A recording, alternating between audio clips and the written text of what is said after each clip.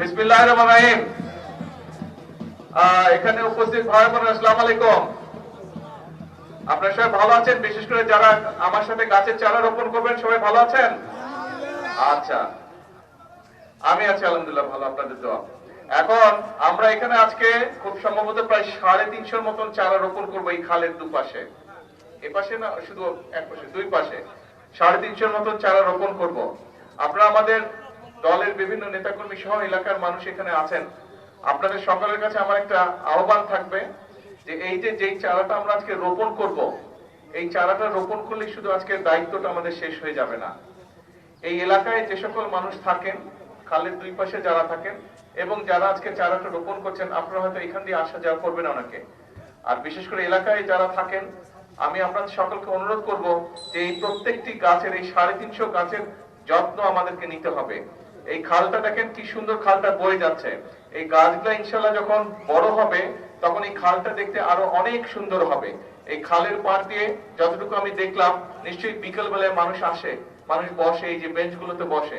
এই গাছগুলো যখন বড় হবে, গাছগুলো দেখতে আরো সুন্দর হবে, তখন বসতে আরো ভালো লাগবে। এবং বেঞ্চের কাছে যেহেতু গাছগুলো স্বাভাবিক, গাছটা বড় হলে বাতাস যখন উঠবে, বেঞ্চে যারা বসে থাকবেন তারা নিশ্চয়ই আপনারা তখন বাতাসটাও আরামটা বোধ করবেন। একই সাথে আপনাদের কাছে আরেকটা আমার অনুরোধ থাকবে, এই যে খালটার নাম কি? সাগরদিঘি খাল। সাগরদিঘি খাল, এই খালটা এই এলাকার জন্য নিশ্চয়ই অত্যন্ত গুরুত্বপূর্ণ একটা খাল, সিটি কর্পোরেশনের খাল। এই খালটার যত্ন করাও কিন্তু শুধু সিটি কর্পোরেশনের একার দায়িত্ব না। এই খালটার যত্ন করা, খালের দুপাশে যে সকল মানুষ আছেন সকলকে আমাদেরকে এই খালটার যত্ন করতে হবে। আমরা যত্ন করতে, এই যে দেখবেন এই খালটা দিয়ে, এই খালটার মধ্যে পানির মধ্যে অনেক সময় অনেক বোতল টোতল আছে, এগুলা ভেসে যাচ্ছে, প্লাস্টিকের বোতল, পলিথিন, কাগজ, টিস্যু পেপার সহ আরো বিভিন্ন।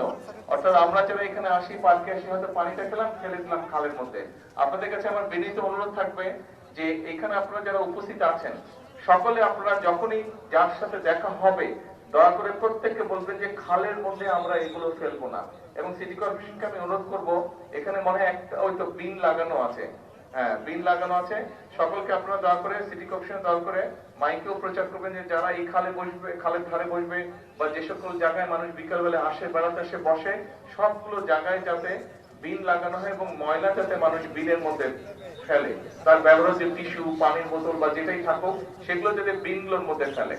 এই কথাটা বলার কারণ হচ্ছে যে দেখুন, এই যে এখানে একটা পাইপ দেখা যাচ্ছে, এটা কিসের পাইপ? খালের সাথে এসে যুক্ত হয়েছে পানি। কিসের পানি? বাসা বাড়ির ব্যবহারের পানি। আচ্ছা, বাসা বাড়ির ব্যবহারের পানি সিটি কর্পোরেশনের কাছে আমি অনুরোধ করব যে আপনারা সেটা ড্রেনেজ সিস্টেম করুন, কিন্তু পানি বা সুয়ারেজ লাইনের কানেকশন গুলা খালের মধ্যে না রাখাই ভালো। এইগুলা যত, তাহলে পরিবেশটা নষ্ট হয়ে যায়, এটা দূষিত হয়ে যায়। কাজে আমাদের নিজেদের পরিবেশ, আমাদের নিজেদেরকে রক্ষা করতে হবে। আমরা যদি আমাদের নিজের ঘর গুছিয়ে না রাখি, তাহলে ঘরটা যেমন ময়লা হয়ে যায়, ঠিক একইভাবে আমরা যদি আমাদের এলাকা, আমাদের এরিয়া, আমাদের পাড়া, আমাদের দেশ যদি আমরা নিজেরা পরিষ্কার না রাখি, নিজেরা যদি পরিবেশের খেয়াল না রাখি, তাহলে ভুক্তভোগী কে হবে? ভুক্তভোগী কে হবে? ভুক্তভোগী তো আমরাই হবো, তাই না? অন্য দেশের সুন্দর সুন্দর জায়গা নিয়ে আমরা আফসোস করব, কিন্তু নিজের দেশের জায়গাগুলো সব আমরা নষ্ট করে দিব। কাজে আসেন আমরা সকলে মিলে, মুক্তিযুদ্ধ যখন হয়েছিল দল মত নির্বিশেষে সকল মানুষ মিলে, ধর্ম বর্ণ নির্বিশেষে সকল মানুষ মিলে আমরা যুদ্ধ করে দেশ স্বাধীন করেছিলাম।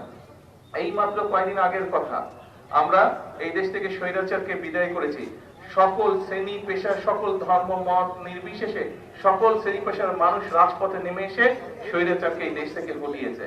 তার মানে আমরা সকলে মিলে যদি কাঁধে কাঁধ রেখে দেশের জন্য, মানুষের জন্য যেই কাজগুলো ভালো, সেই কাজগুলো যদি আমরা করি, তাহলে সকলে মিলে উপকৃত হয়। আসুন আজকে এই বৃক্ষরোপণের দিনে আমরা সকলে মিলে প্রতিশ্রুতিবদ্ধ হই যে আমাদের দেশের পরিবেশ ইনশাআল্লাহ প্রত্যেকে, আমাদের যে যার যতটুকু অবস্থান আছে সেখান থেকে আমরা চেষ্টা করব আমরা যেখানে বসবাস করি, আমাদের আশেপাশের এলাকা, আমাদের ঘর বাড়ির আশেপাশের এলাকা, আমাদের অফিস আদালতের আশেপাশের এলাকা, আমাদের স্কুল কলেজের আশেপাশের এলাকা, আমাদের হাসপাতালের আশেপাশের এলাকাগুলো প্রত্যেকে আমরা চেষ্টা করব পরিবেশটা যাতে নষ্ট না হয়, পরিবেশটা যাতে সুন্দর থাকে, ভালো থাকে, সেটার আমরা চেষ্টা করব। আজকের এই দিনে এটি হোক আমাদের প্রত্যাশা, এটি হোক আমাদের প্রতিজ্ঞা।